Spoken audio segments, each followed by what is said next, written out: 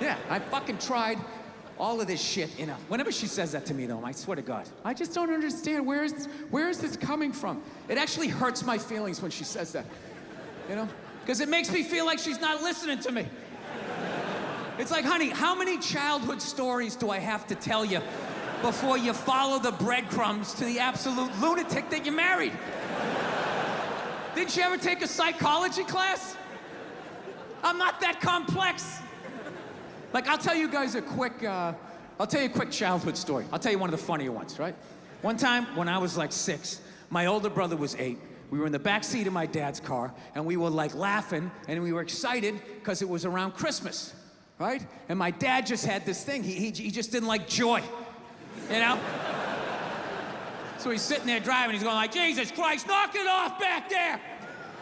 Christ, you're giggling like a couple little schoolgirls. Christ, you don't straighten up. I'm going to buy you a doll for Christmas. And then he did. I swear to God, he made us hold him up. My mother's taking pictures in front of the Christmas tree. I'm just standing there like, eh, eh. Afterwards, I ran upstairs to my top bunk. My dad knew he fucked up, to his credit. He came up, he tried to smooth it over. He's like, all right, come on back down. It's over. Come on down and enjoy the holiday. And I'm like, no, I don't want to eat this. I fucking hate you. Right? He eventually coaxed me down, you know. He softened up a little bit. Look, you don't get your fucking ass back downstairs. No one else can open that gift. I'm moving out. I said moving out. I go back downstairs all shell-shocked. Here's another gift for you, Billy. I'm like, is this a fucking dollhouse? When does it end? Yeah, that was Christmas, and those were people that loved me. I just don't understand, where is this coming from? I just don't understand.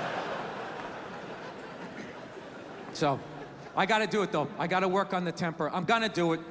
You know, I got the kid now, and I don't want to pass it on to her. You know, I have like a demon in my family tree, like this fucking rage. It's just, you know, just keeps following us, and now I got it. I have it so bad, like literally my daughter, she's a little over 2 years old. She's yet to meet me yet, you know? Like the real me. She's seen glimpses of me. I come, hey, how are you? She's seen glimpses of the anger, but I'm able to smooth it over really quickly. Like, whoa, Daddy almost snapped his phone in half. But I see it in her face. I can see the way she looks at me. She's starting to put it together like, this dude's a little fucked up, man. This is a little fucked up. I cannot tell you how heartbreaking that is to see from a toddler. Much less your own daughter. I'm like, I gotta end this thing, man. This rage, it has to end with me. I can't have an angry kid just walking around fucking kicking toys, fucking bullshit, just being like a lunatic. I want to be like that priest in The Exorcist when the devil got in him and he just fucking leaps out the window and dies, you know?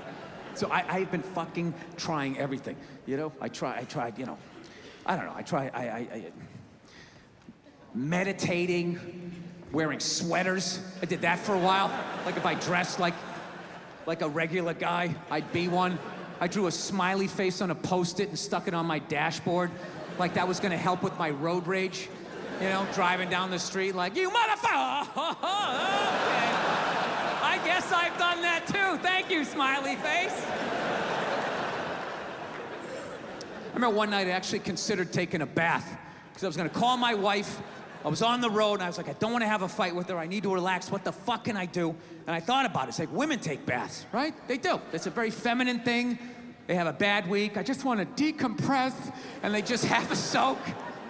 And then they're just fine. Next thing you know, they're drinking wine, they're calling friends. I'm so glad you're in my life. And I feel I can get back out there again, right? So I'm literally alone. I start drawing a bath, and the water came all the way up. And at the end of the day, I couldn't fucking do it.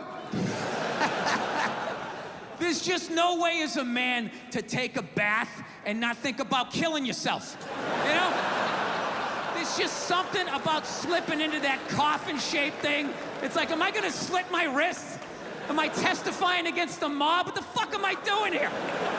I'm a man, I don't take a bath. You take a shower, hose it off, block out your feelings. Keep walking till you drop of a heart attack. Literally, as you're going down, are you okay? I'm fine, I'm fine. Can't take a bath, sitting there playing with a rubber ducky, sticking my toe in the faucet, right? Not allowed. Not allowed to be that happy. So, I don't know what I'm gonna do. I think I'm gonna go back to therapy, do that fucking bullshit again. Fast forward through all these stories I've told a million times. I gotta do it though. I'm gonna do it for my kid and do it for my wife, and selfishly do it for me. Because, no, I'm gonna tell you why. You're not gonna like the results, miss.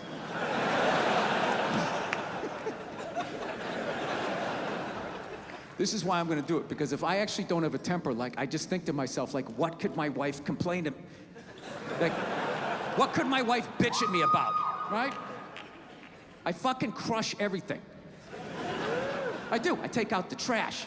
Okay, the gate was squeaky the other day. I made sure that was done, you know?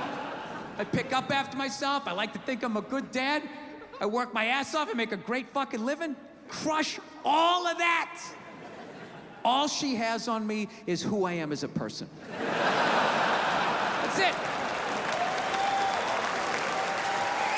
Yeah, if I could just not be who I was when she met me, I think I'd have a shot, you know? So we figured out the number one thing we fight about is television, you know? I watch sports, she watches those Real Housewives, you know, it just doesn't work out, you know? You guys have the Real Housewives out here? You do? Yeah. It's just, I imagine it's just the most depressing fucking thing ever, isn't it? Those women, they just look so fucking exhausted, you know what I mean? They just put the war paint and the circle tits, just trying to fucking tuck it in and fucking, like an athlete at the end of their career, just trying to limp out on the field one more time. They're not as fast as they used to be. It reminds you of your own mortality. It's just like, ladies, just fucking sit down, put on something flowing. I'll put on a sport coat. We'll be in bed by 8:30, right? We're fucking old, you know? So we realized that, I don't know, we always fight about the television. So I'm like, well, what about documentaries? Why don't we just tape something we both like? We both love documentaries. They're fun, right? You watch them, you learn something, you repeat it at a party, people think you read. So I tape, you know, first one I tape is on Elvis Presley, right? Now, I love Elvis, okay? He fascinates me. He's like the first rock star with the power of television. They just intersected, and he went to he ascended to this level of fame that no one had ever been to before. Hence, he made all the mistakes, because there was no one there to help him out. Right? He got a piece of shit manager that stole from him. Bam! He stopped making music, started making shitty movies. He's not a good actor, right? Does that.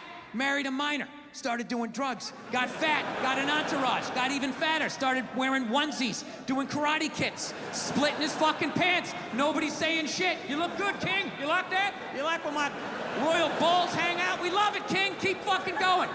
Starts doing pills, gets addicted, he fucking dies alone on a toilet. All right? This man kicked open all of those fucking doors for the rest of us. All right? So I sit down, and I'm watching this documentary as a white dude, which is what I am. I'm looking out my white head, watching this white shit. It's coming back into my white eyes, getting whiter by the fucking second. All right? Now, my wife, on the other hand, she's black, right? Now, I hate saying that because it makes it seem like I'm gonna start doing some stupid comparison jokes. You know, those dumb white guy, black guy jokes? And it's always like the white guy's like, oh, Jesus, I gotta do my taxes. Can this chair hold me? The black guy's always like, you need to loosen up. You gotta relax, man. You just gotta let it happen. All right?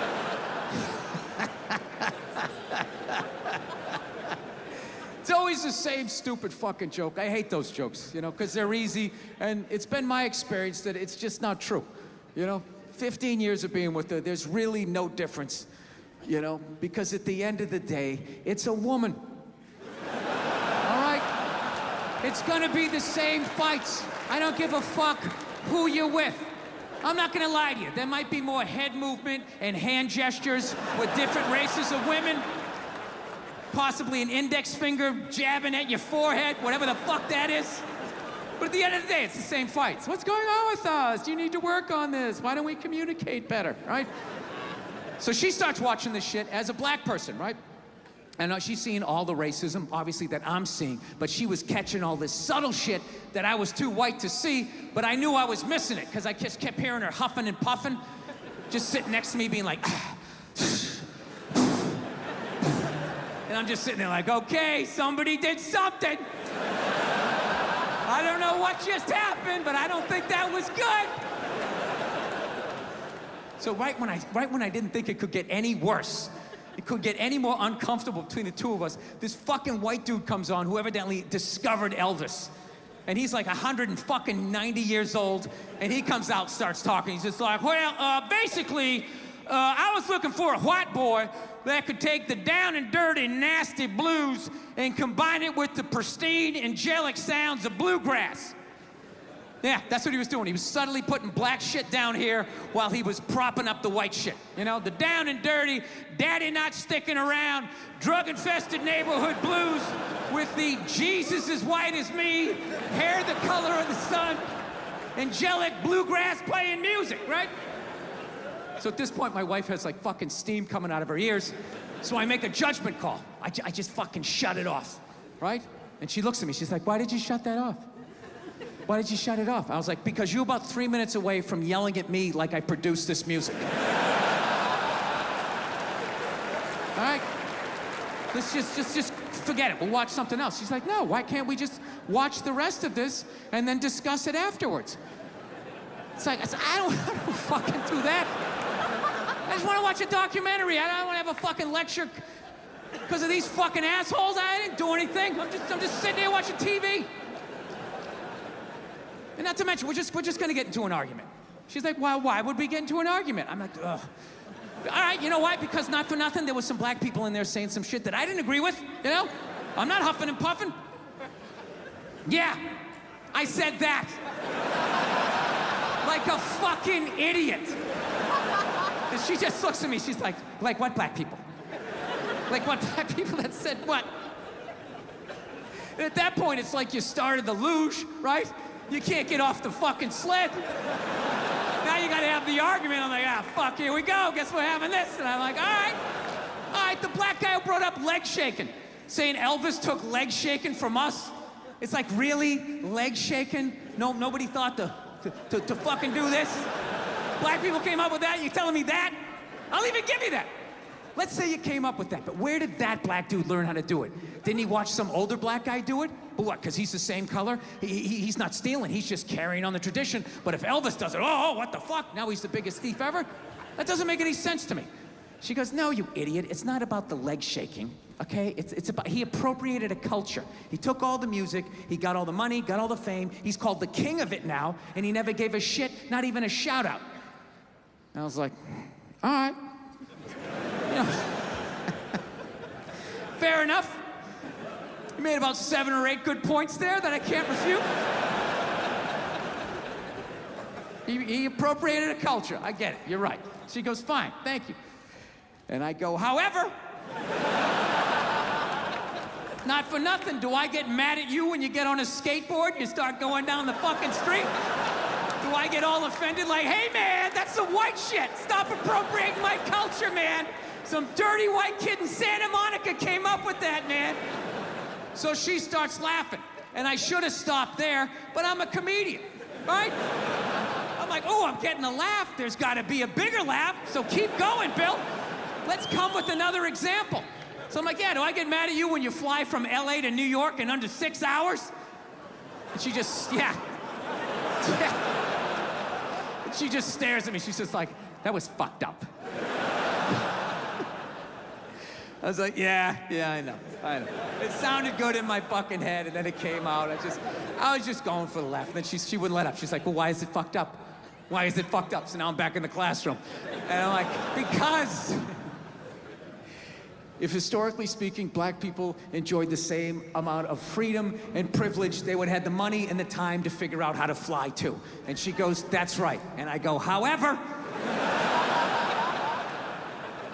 your music would have suffered. Yeah.